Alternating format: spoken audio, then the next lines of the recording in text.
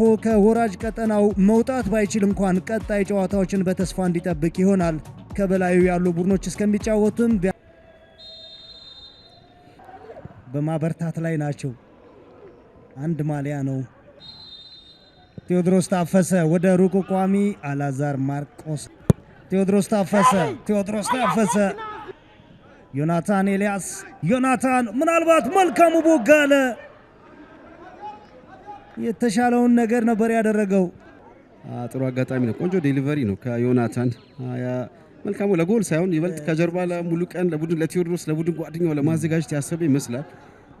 ጥሩ የመከላከል ኮንትሪ ቴዎድሮስ ታፈሰ ጥሩ ኳስ ቴዎድሮስ ኃይለማርያም ለዳዋ ይመስለኛል ስሜታዊ ሆኖ ስላናገራቸው ካልሆነ በስተቀር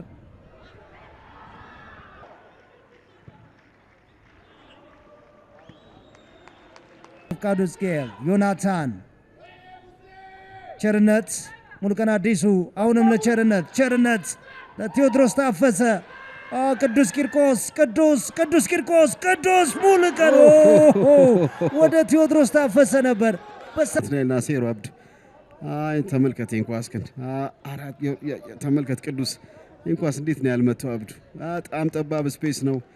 እንኳስ ቀድሞ መወሰን ይችላል ብዬ ነበር አብዱ በደንብ አድርጎ ነው አብዱ ከሪምን የቀነሰው።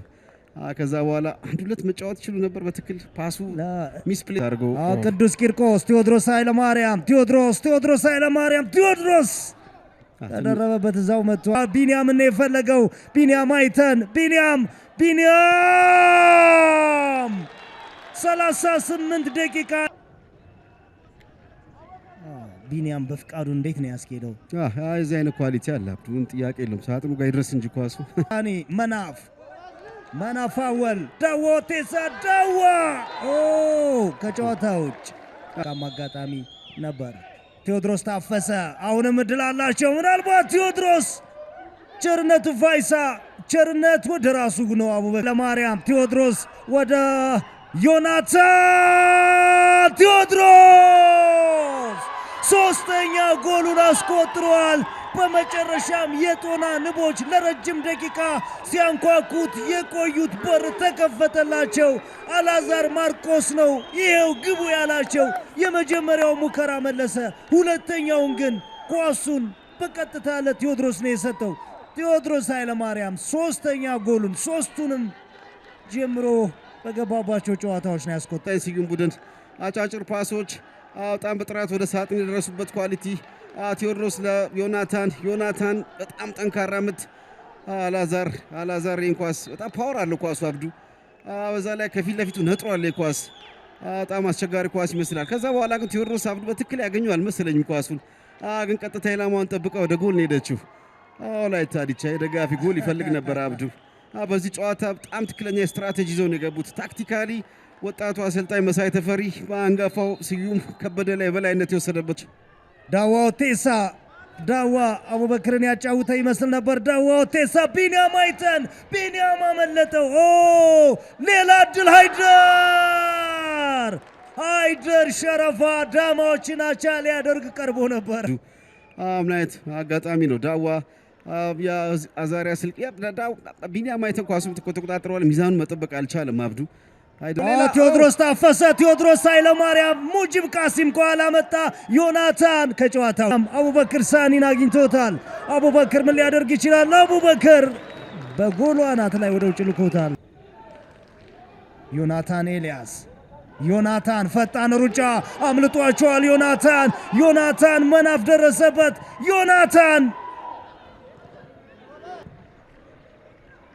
ሳሙኤል ዮሐንስ ቢኒያም ገነቱ ናትናኤል ናሴሮ ቴዎድሮስ ኃይለማርያም አላዛር ማርቆስ የበቀቶታል። ቴዎድሮስ ኃይለማርያም ቀና ለአንድ ተጫዋች ተመለከተ። ቴዎድሮስ ታፈሰ ሙሉ ቀን አዲሱ ምንድነው ያደረገው? አይደሉም ዛሬ 245 ላይ ቴዎድሮስ ከሁለቱ ቴዎድሮሶች የሚገርም ኮምቢኔሽን ነው። መናፍ አደገኛ አስተን ነበር የሰራው። ሙሉ ቀን ምንድነው ያደረገው? ቴዎድሮስ ይገባልኛ ብሎ ነው አስቦ ነው የሰጠው። ግን ፊት ለፊት ሳጥኑ ቢኒያም አይተን ወደ ሳሙኤል ዮሐንስ ሌላ ድል አቤኔዘር ሲሳይ ቡቱሉ አዳማ ከተማን ወደ አቻነት ያመጣች አስፈላጊ ጎል ነው ያስቆጠረው። ከአዳማ ከተማ ወጣት ቡድን የተገኘ በ2013 ጀምሮ የዋናው ቡድን አባል እነሆ በቁርጥ ቀን ተገኘ። ተመልከት ዮናታን የኳስ ለመከላከል በጣም ተቸግሯል። ቅድም ጉዳት ላይ ወድቆ ነበር አብዱ። ጥሩ ኳስ ነው ሳሙኤል የመጀመሪያ ኳስ መነሻ ቢኒያም አይተን ወደ መሃል ሲገባ አብዱ በጣም ኳሊቲው ከፍ ያለ ነው። ሳሙኤል ጥሩ ፖዚሽን ላይ ነው የነበረው። መጨረሻው ኳስ እንደተለመደው ኳሊቲ ያለው ሳሙኤል ነፃ ከሆነ ፕሬሸር ከሌለ አብዱ እንደዚህ አይነት ኳሶችን መስጠት ይችላል። ኳሱ እየሄደ ነው የሰጠው አብዱ። ፐርፌክት ኳስ ነው። አቤኔዘርን የተቆጣጠረው ተጫዋች የለም። ቀጥታ ወደ ጎል ውስጥ ጭንቀት ስለነበሩ ደጋፊዎች ደስታን የሰጣቸው። ቢያንስ ከዚህ ጨዋታ 3 ነጥብ መውሰድ እንችላለን። አሁንም አቤኔዘር ዳዋ ቴሳ በመሃል ገባ። ዳዋ ጥፋት ተሰርቷል። ሃይደር ሸረፋ ሃይደር ወደነ ሙጂብ የተላከ ኳስ የተሳሳተ አቡበክር ሳኒ በታል ከወጣ አብዱ ከኤሪያው ቶሎ በደም ማጽዳት አልቻለም። ኳሱ ወደ መሬት ነው አብዱ እዛው የመለሰው እንጂ ወደ ውጭ ፓንች አላረገውም። አይ ደግሞ አቡበክር ሳኒ ኳሱን በቀላሉ እንዲቆጣጠር ወይም ደግሞ በቀላሉ ሙከራ እንዲያደርግ ድል ሰጥቶታል። ግን ዛሬ ፕሪሲሽን አቻነት ለዚሁም ቅዱስ ጊዮርጊስ ጋር ደግሞ የአሸናፊነት ጎል ነበር። ቴዎድሮስ ኃይለማርያም ቴዎድሮስ ታፈሰ ቅዱስ ቂርቆስ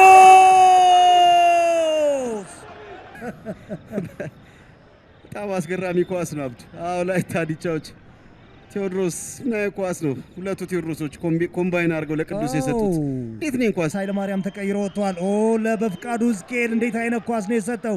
በፍቃዱ ዝቄል በፍቃዱ አላዛር ማርቆስ ጥሩ ኳስ ተጋለጡት። አሁን ካርሎስ ዳምጦ ቦታ ይዟል። መሳይ ሰለሞን ለካርሎስ ከጨዋታ ውጭ እንቅስቃሴ እንመልከት። በደንብ ቸርነት አብዱ ተጠንቋል በሚችለው መንገድ። ግን ራሱ ብሩክ ኦፍሳይድ አልነበረም ወይ?